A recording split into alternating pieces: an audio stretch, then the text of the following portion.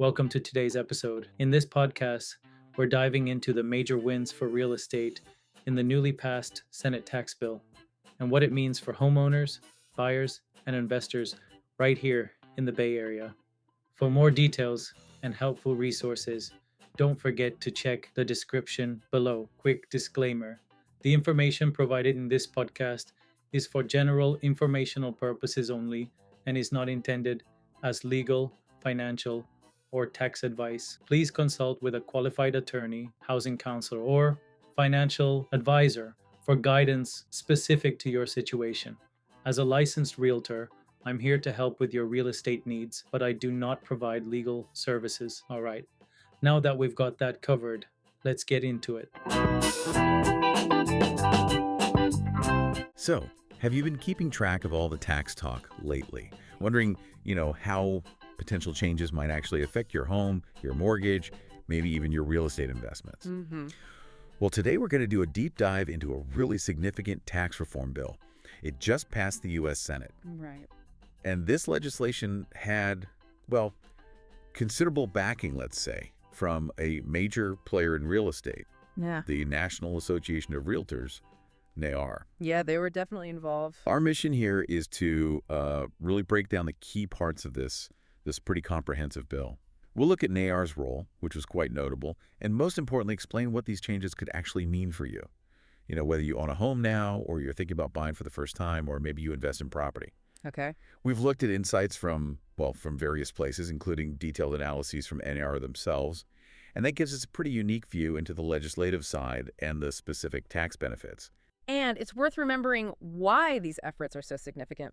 Real estate isn't just, houses and buildings. It's a huge chunk of the U.S. economy. How big are we talking? Almost 1/5 of the entire nation's economic output. So adjustments to the tax structure around it, they can send ripples, across a lot of our financial lives. Okay, right. Nearly a fifth. So let's unpack this then. First, maybe a quick look at the timeline. Good idea. The U.S. Senate passed this bill July 1st, 2025.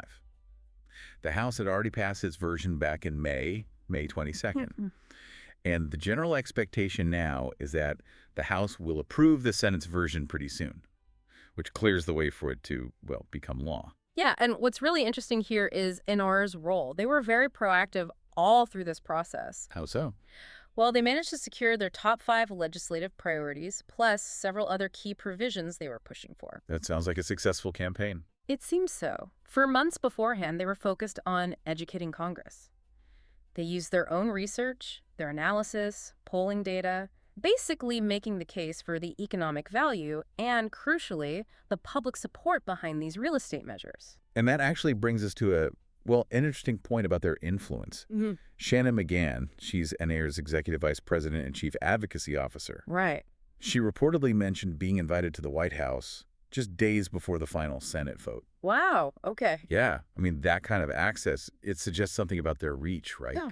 Especially when they talk about having this army of advocates living and working in every ZIP code. Yeah. It gives them a unique ground-level view. And that polling wasn't just for show. It seems like it genuinely helped build support in Congress. How did that work? Well, they did a national survey back in May, for instance, and it showed really strong public backing for a lot of these real estate provisions. So lawmakers had concrete data showing people actually wanted these things. Okay, that makes sense. Provides Yeah. cover, maybe? Or just, evidence of public sentiment. Right. Let's actually delve into the specifics then. What were those 5 key priorities NAR really pushed for that ended up in the bill? First one, a permanent extension of lower individual tax rates.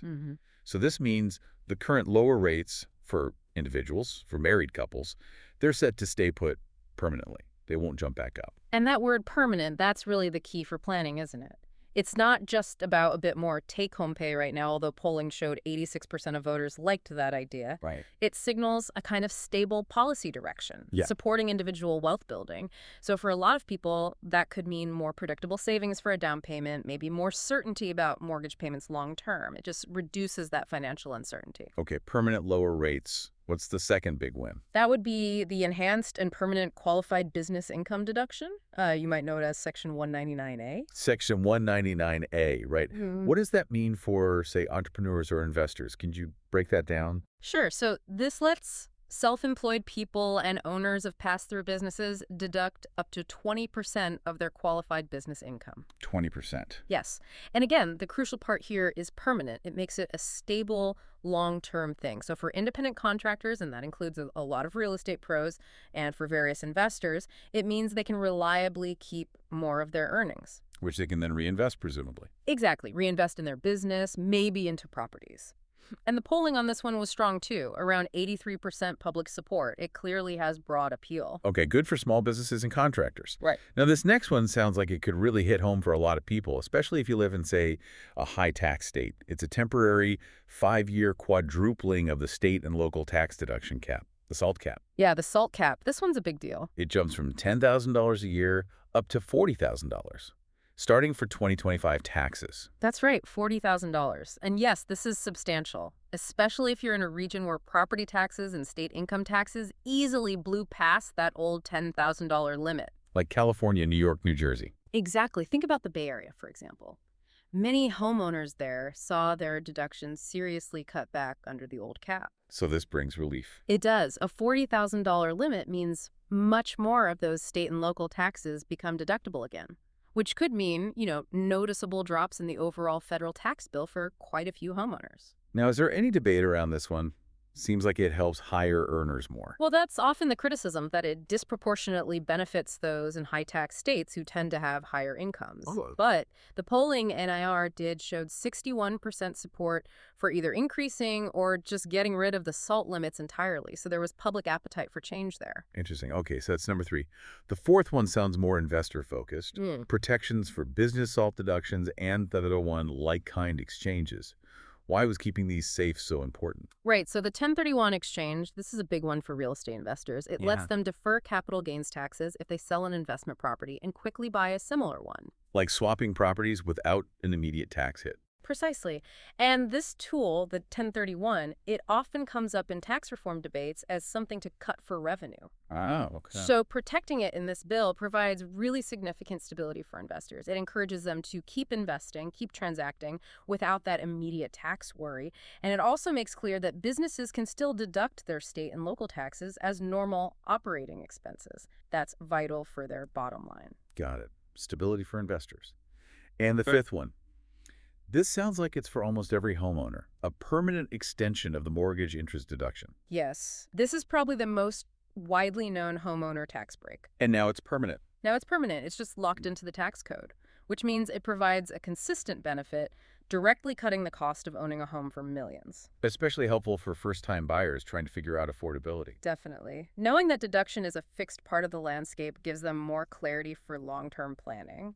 And support for this is huge. Like 91% in the polls favored keeping tax incentives like this one. It's very popular. Okay, so those are the big 5 NAR priorities. Yeah. But you mentioned there was more in the bill. Other things that could affect real estate or the economy. Oh, yes. Quite a bit more, actually. For instance, key parts of the low-income housing tax credit, the LIHTC, were made permanent. And that helps build more affordable housing. Exactly. It's a crucial tool for developers building affordable rental housing. So making parts of it permanent supports that ongoing effort. What else? Well, looking at families, the child tax credit got a boost. It's up to $2,200 now, also permanent, and indexed to inflation. So it keeps up with rising costs. Right. And while it's not directly a housing policy, that extra support for families could free up household budgets, maybe making housing costs a little more manageable. Makes sense. What about things like inheritance? Ah, yes, the estate and gift tax threshold. That's now permanently set at $15 million per person, and it's adjusted for inflation. $15 million. So that prevents a big drop that might have happened otherwise. Correct. It avoids a situation where the exemption level would have fallen sharply. This helps with generational wealth transfer, which often includes, passing down the family home without triggering huge immediate taxes. Okay. Anything else impacting investors specifically? Well, a significant point for, let's say, large-scale real estate investors and funds is that there were no changes to the carried interest rules. Carried interest. Remind me what that is. It's basically how the profits earned by investment fund managers are taxed. Often it's taxed at lower capital gains rates rather than ordinary income rates. Ah, okay. And that's often controversial. Very. It comes up in almost every tax reform discussion. So keeping the current rules provides stability for those big investment funds, including the ones heavily involved in real estate development and ownership. Avoids a big fight, essentially. Got it. What about opportunity zones? I remember hearing a lot about those a few years ago. They're still around, and this bill includes strengthened provisions for them. Opportunity zones are meant to drive long-term investment into designated low-income communities. So the goal is economic development in those areas. Exactly. And the renewed incentives aim to make those investments more effective, with a particular focus now on also including rural areas. And NARAR's polling found strong support for this, too. 80% of voters like the idea of tax incentives for developing underserved communities. So broad support for targeted investment. Okay, and then there was one more thing. Something really novel sounding. Baby bonds. Yes, baby bonds. This is a really interesting forward-looking idea. What is it exactly? It proposes a one-time $1,000 government investment for every child born after the bill becomes law. $1,000 from the government at birth. Essentially, yes. The idea is, if that money is left untouched in some kind of account, it could grow significantly over time through investment returns. So by the time that child is an adult. Right. They could potentially have a nice little nest egg, maybe enough for a substantial down payment on their first home. Wow, that's a long-term play. It really is. And apparently, according to NAR, this specific idea has been something they've wanted to see for a long time. A long-time dream, as they put it. A government-seated down payment fund, almost. Fascinating. Okay, so we've covered a lot of ground here. Yeah. Let's try to pull it all together.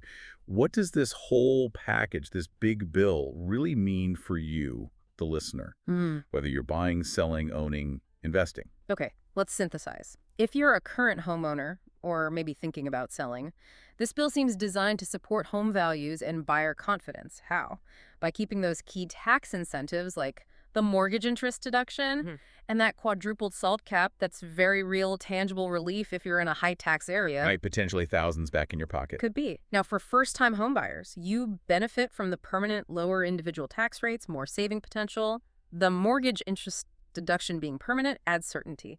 And maybe, just maybe, those LIHTC provisions could lead to more housing options down the line. More supply. That's the hope, yeah. And then for real estate investors, the big thing is stability. Keeping 1031 exchanges is huge. The business tax improvements are helpful. And the renewed opportunity zones offer targeted places to invest. It basically keeps the toolkit intact and even sharpens some of it. So overall, it sounds like the legislation aims to really shore up the financial side of owning and investing in real estate. That seems to be the core thrust, yes. To provide a boost in confidence across the board.